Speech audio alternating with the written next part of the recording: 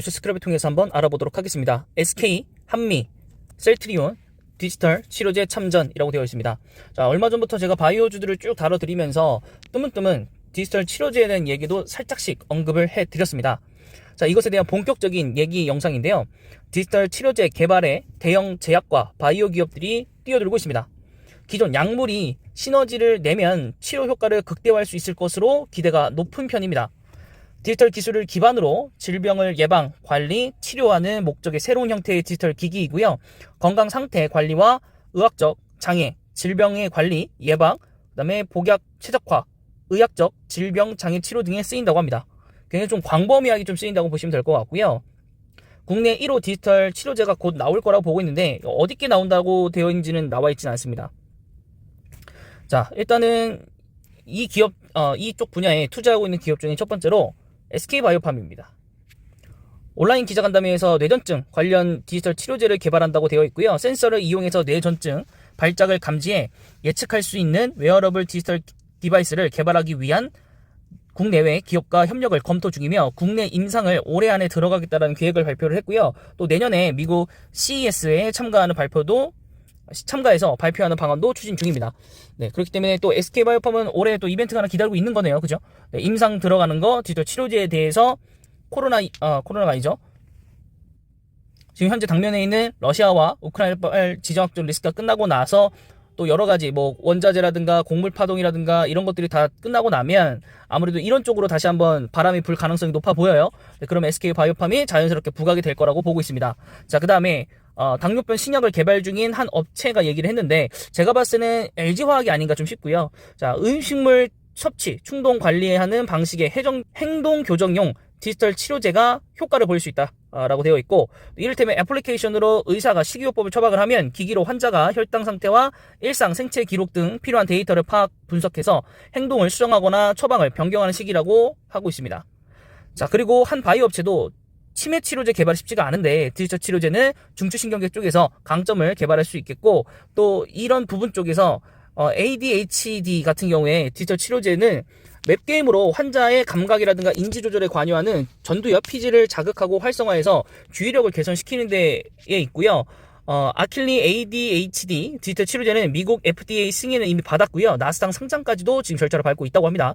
그만큼 디지털 치료제 자체가 굉장히 혁신적이고 앞으로 굉장히 좀 대두가 될 그런 거지 않나 싶습니다. 다만 독립적인 치료제가 아닌 보완제의 성격이 강합니다.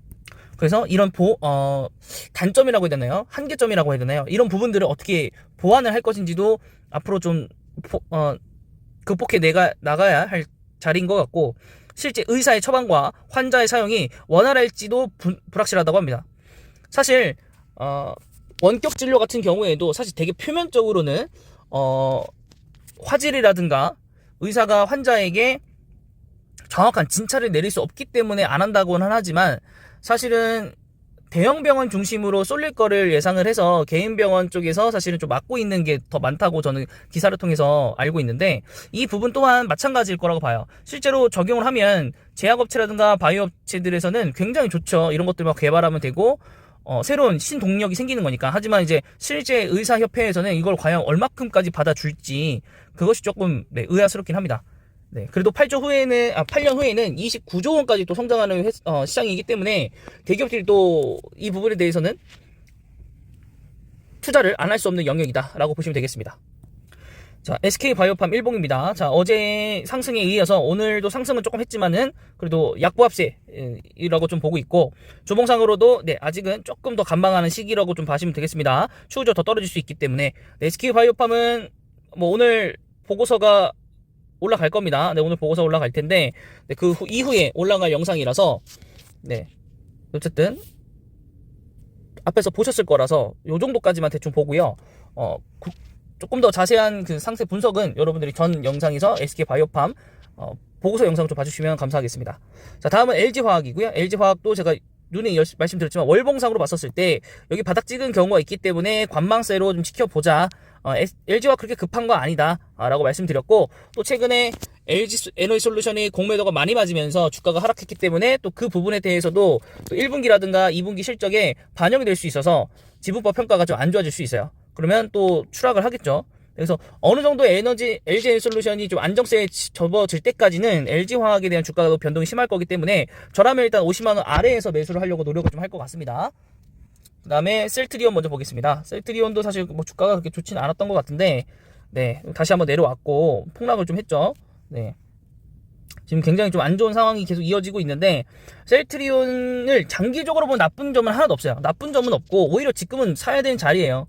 코로나 이후로 주가가 상승했다가 다시 거의 1년 만에, 근 1년 만에 코로나 주가로 다시 돌아왔단 말이죠. 이게 말이 안 되는 주가인데 코로나 주가로 회귀했다는 것 자체가, 왜냐면 회사는 성장을 했거든요.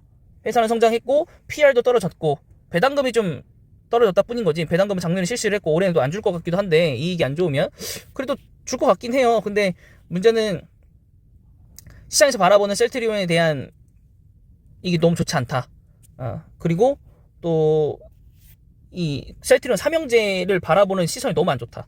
그래서 셀트리온 나머지 주들도 보시면 셀트리온 제약 같은 경우에도 주가가 많이 떨어졌고, 제가 사실은 거의 유심 있게 보다가 지금 다시 좀 포기한 헬스케어, 셀트리온 헬스케어 같은 경우에도 지금 계속 하락세를 거듭하고 있고, 여기도 지금 거의 코로나 전주가로 코로나 때 주가로 거의 회귀를 했고, 네, 그렇기 때문에 어느 쪽이 더 이득인지는 솔직히 잘 모르겠고, 네, 어쨌든 너무 뭐라 그럴까요? 너무 폭락을 너무 많이 해서 주주들도 손실이 꽤 크다고 보이는데, 그래도 코스닥 2위 기업이고요. 코스닥 1위를 뺏겼네요. 네, 지금 그럼 코스닥 1위가 누군가요? 코스닥 여기 아니죠? 시총을 볼게요. 코스닥 1위가 에코프로 BM이군요. 시총 1위가 바뀌었네요. 그 정도로 지금 시가총이 많이 내려왔고, LNF랑도 격차 그렇게 크진 않고, 네, 어쨌든 현재 지금 그런 상황이네요. 네, 그래서 우선은 셀트리온도 조금 너무 아쉬운 상황이고, 네, 그래서 뭐 이렇게 딱히 할 말은 없는데, 돈 사실 여유 되시는 분들은 뭐가 두렵겠습니까? 그냥 사놓고 그냥 묵히면 되는데, 네, 이런 주식은 장기로 묻어놓고 그냥 가는 거예요. 한미약품 올라왔네요. 네, 한미약품이 꽤 많이 올라왔어요. 네, 롤론티스, 네, 이게 FDA 공식 인증을 좀 받은 것 같고, 네, 한미약품은 좋은 소식이네요. 네, 그래서 수익 나신 분들 굉장히 축하드리고, 일봉상으로서 굉장히 크게 올랐네요. 네, 한미약품은 이 정도까지만 보도록 하고요. 마지막으로 대용제약 하나까지만 볼게요. 네, 대용제약도 여러 가지로 좀 제가 설명을 드렸던 회사라서, 일단 월봉으로 봤을 때 주봉상으로 얼마 전에 급등을 했었네요. 네, 일봉상으로 봤었을 때 급등한 이후로 네, 쭉 유지하고 있는 상태라서, 그래서 아마 이때도 제가 그냥 이럴 거면 대용을 좀 사자라고 좀 말씀드렸어요. 너무 아쉬우신 분들을 위해서 사라는 건 아닙니다. 여기도 완만하게 올라왔고 주가는 좀 싸기 때문에 떨어져도 대용제약보다 많이 안 떨어지겠다라는 판단이고, 대용제약보다도 이 상승폭이 그렇게 크진 않았다.